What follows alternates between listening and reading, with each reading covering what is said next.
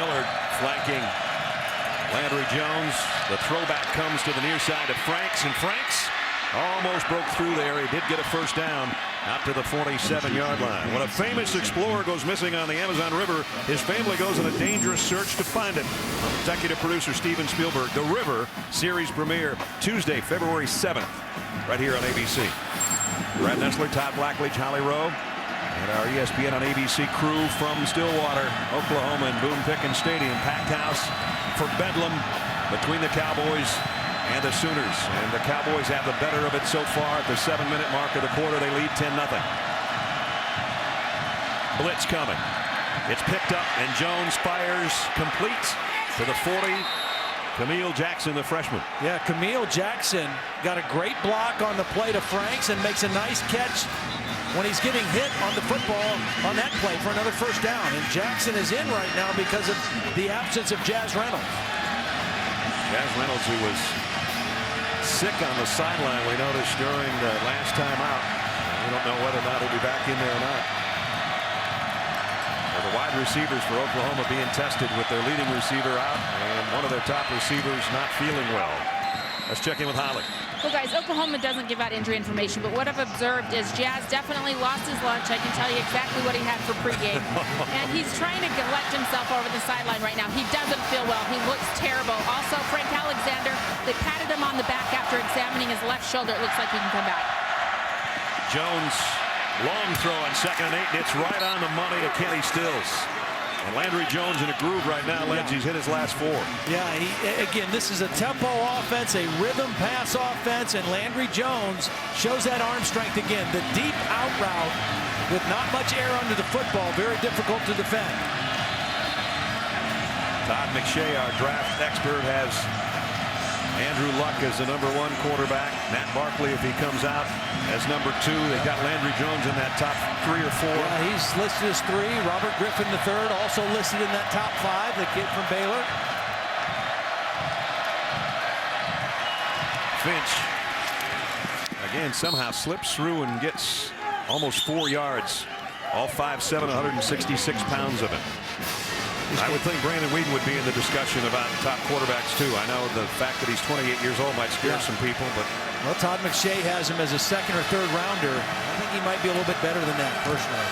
Very accurate thrower, great arm. Of course, there's precedence in that drafting a 28-year-old. Chris Wenke was basically the same age, and he came out of Florida State as a Heisman Trophy winner.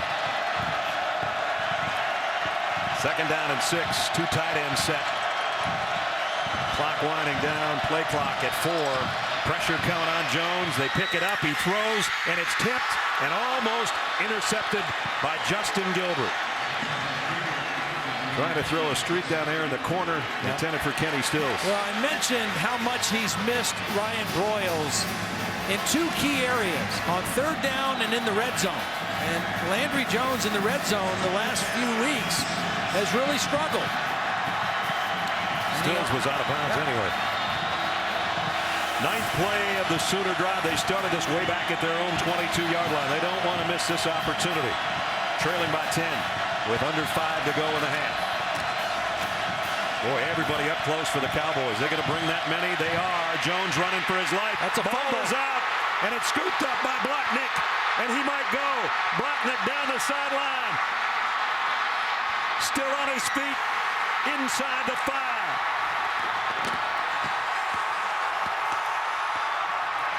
Miss this opportunity. Trailing by 10 with under 5 to go in the half. Boy, everybody up close for the Cowboys. They're going to bring that many. They are. Jones running for his life. That's a ball fumble. is out, and it's scooped up by Blacknick, and he might go. Blacknick down the sideline. Still on his feet inside the 5.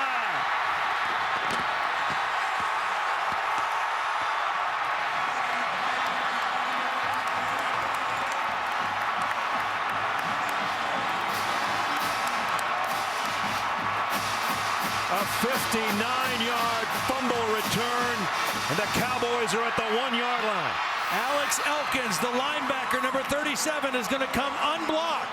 and strip the football. Landry Jones is trying to throw it away to avoid a sack, to at least kick a field goal, and he can't get rid of the football. And then Blacknick shows some speed down the sideline, almost getting it to the end zone, but Alex Elkins with the inside blitz stripped the football, and what a huge turnaround play for the Cowboys. Blacknick made one of the captains for this game, showing why. Having a great first half, and he set up the offense at the Sooner 1-yard line. What a turnaround. Momentum for Oklahoma. A good drive. At least they're going to get 3 points, and now they might go down 17. A full house backfield loaded to the right. For that man, Joe Randall. Touchdown.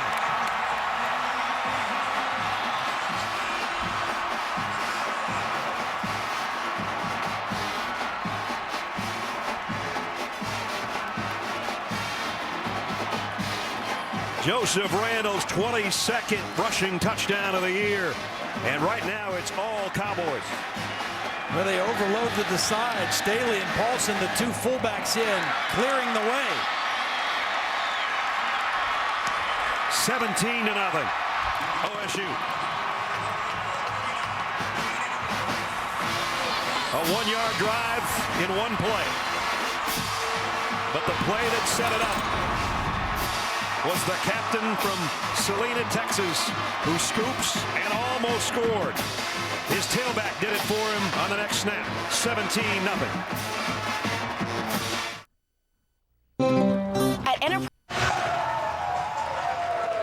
The reaction in Ganbari, Afghanistan, the brigade headquarters for a lot of the National Guardsmen from Oklahoma, and obviously Cowboy fans cheering, Sooner fans unhappy. 17-0. The Cowboys in front on a huge defensive play by Jamie Blacknick, who took it all the way down to the 1-yard line, and then Joseph Randall did the rest. And now the Sooners are in some trouble. You know, when Mike Gundy said to us yesterday, I don't care, we're not the 107th defense. I wasn't sure I believed him, but tonight, boy, they sure have proven it. Sooners have had 6 possessions, 4 punts, and a couple of turnovers. On the kick return, flags go down as Trey Franks doesn't even make the 20-yard line. And this is a fired-up group of Cowboys right now. During a return, holding 27. Half the distance to the goal. And it's getting worse for Oklahoma. Going to have to start inside their own 10-yard line or close to it. Time for tonight's Aflac trivia question. In '76, the Cowboys beat the Sooners to share the Big 8 title. Who were the head coaches for each team?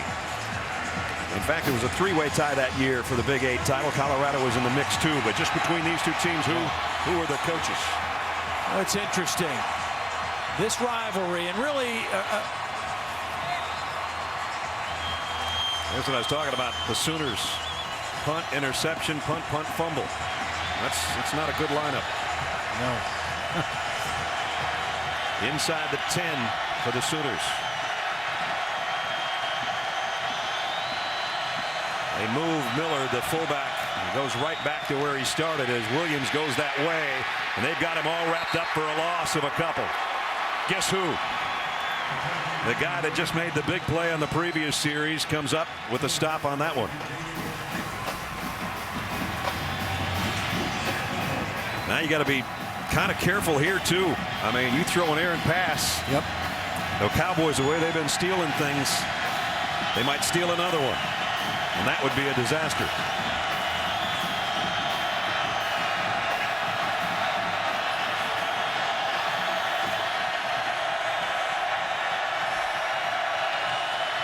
They fake the draw. Jones from his own goal line, and now in his own end zone, and he throws it away.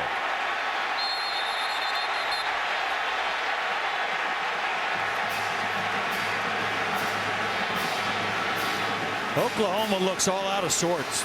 Left tackle Donald Stevenson getting into a little scrape at the end of the play with Ricchetti Jones. And, you know, when things are going like this, you kind of lose your focus. The helmet comes off. And at this point, Donald Stevenson, I mean, he turns it into a one-on-one deal, and Landry Jones has to throw the football away. 3rd and 11. Jones again in his own end zone. Fires down the middle, high and incomplete. Intended for hand of the tight end. And now the Sooners a quick 3 and out, and they're going to have to kick with their punter backed up to his own end line. Well, it's pretty easy to answer the question, which defense has been able to affect the opposing quarterback the most? Hands down, Oklahoma State has affected Landry Jones much more than the Sooners have gotten to Brandon Weeden. Remember, this group of Cowboys has really gotten in Tressway's way trying to punt tonight. Let's see if they bring the heat on him again. They did, but he got it out of there. And Cooper on a fair catch. Great field position for the Cowboys with all their timeouts remaining and 3:36 left in the quarter as we check in and we get an update from Robert Flores. All right, Brad, check out in the Big Ten championship game, Michigan State and Wisconsin. Keith Nickel, the guy that caught the Hail Mary in the first game between these two, the little flip to B.J. Cunningham, who scores. They went for 2 and got it. Spartans leading by just 1 over the Badgers in Indianapolis. A good one there and a lopsided one right now, and it could get worse. 17-0 Cowboys. They've got it. The Sooner 43 after the punt, and now some motion. Parker Graham might have been the false start. Number 71, 5-yard penalty, first down. And it was indeed a false start. A little bit earlier we asked you tonight's trivia question. It was 76 Cowboys beat the Sooners, sharing the Big 8 title. Who were the head coaches for each team? Barry Switzer for the Sooners and Jim Stanley for Oklahoma State. Jim's 76 now, living in Chandler, Arizona. He is fighting cancer.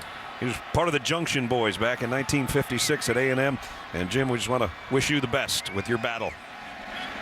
Right now, Oklahoma State is winning the battle by big margin, trying to add to it, but a nice play by Demontre Hurst to break up that pass to Josh Cooper. Actually, that was a pretty good play by Josh Cooper to break up an interception, too. You could go either way on that because the ball was kind of thrown into traffic, and Hurst had a shot at it, and Cooper did a nice job of turning from offense to defense as well. Right now, the Sooners would just like to come up with a stop. Inside handoff, look out, Randall! Tripped up. Tony Jefferson saved a touchdown. But a 32-yard run by Joseph Randall. Well, the center, watch the center get a block on the linebacker, Lewis. Does a great job of sealing the inside on Travis Lewis, and that was all that Randall needed to get to the next level. Weeden back to work, flips it out to Randall. Stop for no gain by Aaron Colvin. You know, that center, Grant Garner, a senior, has been battling a bad ankle since the A&M game. Really did a nice job of getting out in front of that play, getting to the second level, and springing the back. Jeremy Smith comes in. He's going to give Randall a breather in the Cowboy backfield. Brandon Weeden trying to get him lined up. Second down at 10. 3 receivers to the left. Weeden's looking that way. Throws a quick in to Cooper. Spins out of 1 tackle. Can't get away from Travis Lewis. With just no pressure at all on Brandon Weeden.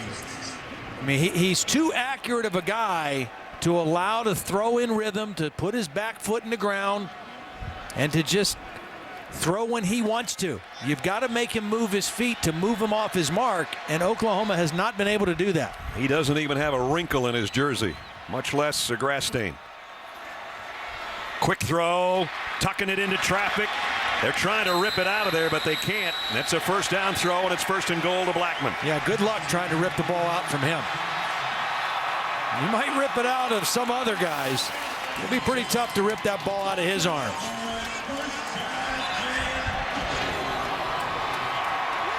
Now the Cowboys threatening again. 1st and goal at the 5.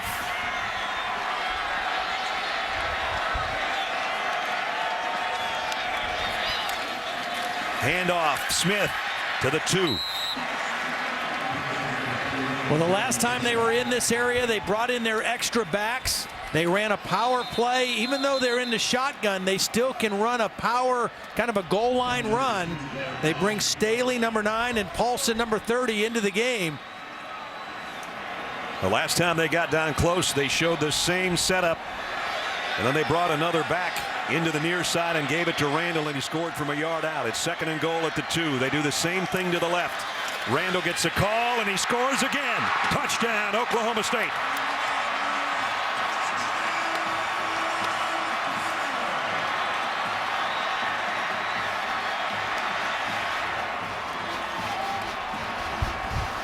Well, that was great blocking by the center Garner, the right guard Lane Taylor. Both of those extra backs got in there.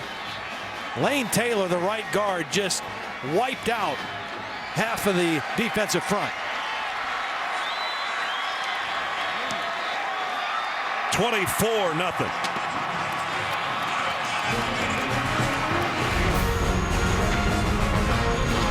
Watch Lane Taylor, the right guard, just cave in the defense. The backs follow through the hole, and Randall walks into the end zone untouched. Welcome to the studio. I'm John Saunders. Coming up on the Capital One Halftime Report, I'll be joined by Jesse Palmer as we talk about the SEC Championship game won by LSU. Robert Griffin III, did he pick up a few more Heisman votes? Plus, championship games in the ACC and the Big Ten. All coming up on the Capital One Halftime Report.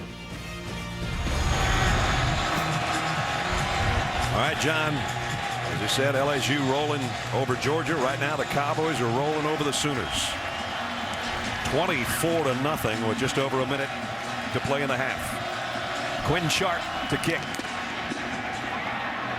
Knocks it deep. Franks 5 yards in, will take a knee. Oklahoma State a couple of weeks ago suffered their only loss. They were playing with heavy hearts after the death of 2 women's basketball coaches. Quinn Sharp missed a 37-yard field goal. Take another look at it. You be the judge on that one. Second overtime, Brandon Whedon gets picked off. And then Jeff Woody punches it in to give Iowa State the upset win, 37-31, snapping an 11-game winning streak, setting off that celebration in Ames. But tonight they look like a different team. Yeah. Well, and that's that one loss separating them from a chance to play in the national championship game with a win tonight. Maybe. Slip screen, Trey Franks. He's going to cross all the way over to the other side of the field to get the 5 yards that he got. And Justin Gilbert put him down over there. Well, you got to, if you're a Sooner fan, think, you know what, we score 43 points a game. Somewhere along the line we're going to score to try to get back in it. I don't know if they've got enough time to get back in it before halftime with a touchdown, but that's what they're looking for. And down the middle, and that was almost intercepted, but it was caught by Trey Franks. Yeah, the reason it was caught is because Franks kept coming towards the ball. You want a receiver to move towards the ball to cut off the defender, and that's what Franks did. First down at the 39. Landry Jones pressured, throws it. Roy Finch is going to get out of bounds after getting what he can. That's interesting. You know, when you think of a rivalry game, it's really not a great rivalry unless both teams kind of win their share. And this has been so dominated by Oklahoma. We take a look at a player being attended to. Eddie Jones is down. Yep. But it's interesting because Mike Gundy was telling us when we beat them in 2000, 2001, it got their coach's attention. And they started to take the rivalry a little bit more seriously.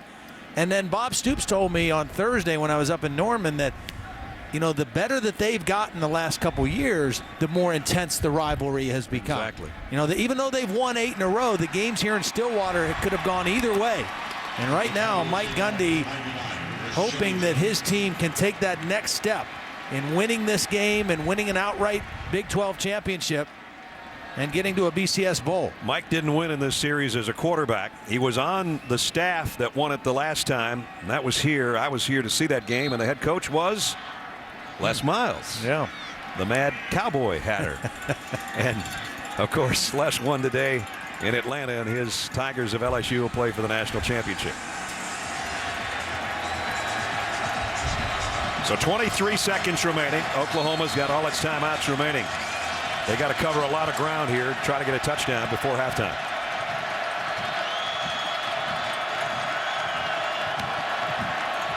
Pressure coming off the corner. Sooners pick it up. Landry Jones goes back the other way, completes it. James Hanna, the tight end's got a first down and out of bounds at the 42. Now, right now, if you're Landry Jones, I mean, you got to think we got to at least get in position to try a field goal. We need some points on the board before halftime. Jones again to Stills this time. He's shoved out of bounds, but he's got a first down at the 31. That's why you work the sidelines here. Even though you have timeouts, you work the sideline to stop the clock. You got those timeouts in case you want to take a shot in the middle. You can stop the clock with a timeout. Landry Jones has hit his last 5. I'll give the Sooners offensive line credit. They're picking up the Cowboy blitzes pretty well to give Jones at least enough time to get rid of the ball. And this time he goes incomplete. And it was Broderick Brown who's made some nice plays on the corner. Camille Jackson is the intended receiver. Broderick Brown, remember, he had the interception in the end zone that thwarted a Sooner drive earlier in this half. Final 8 seconds now. Maybe time for 2 plays, depending on how deep you throw it. Well, it's either got to be one really quick one or you take a shot at the end zone.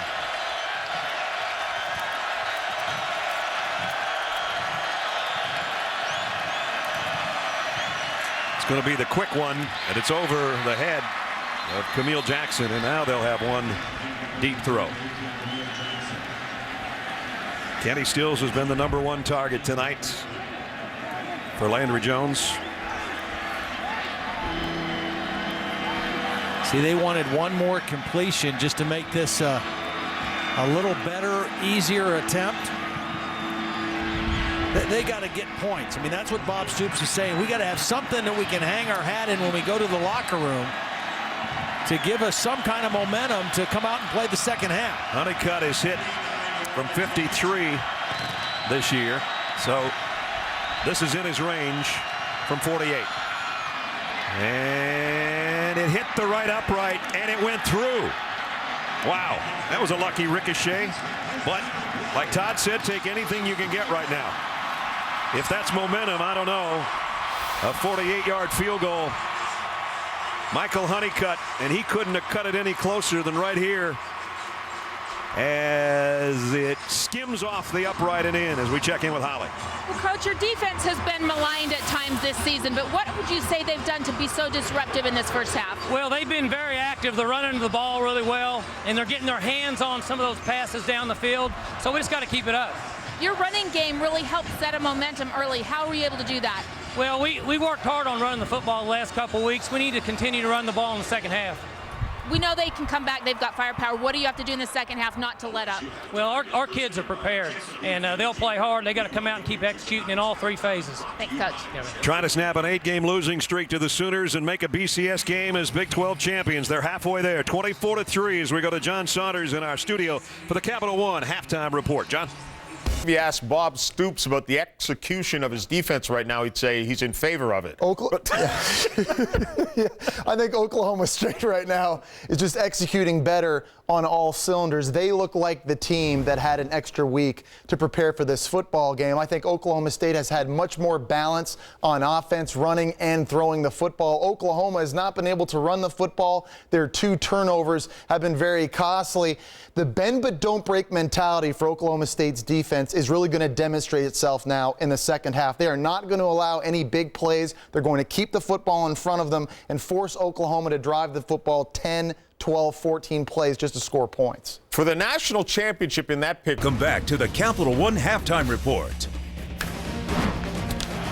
Welcome back, Landry Jones. Things have not gone well for him this evening. Blatnick picks this one up and just about takes it all the way back. Oklahoma State would score. They have a 24-3 lead thanks to a field goal at the end of the half. Wisconsin. At Oklahoma State University, we put community before commercialism, leadership before showmanship. We prefer ideas over ideologies. We'd rather make a difference before we make a headline. We're all about bright minds. building brighter futures and the brightest world for all.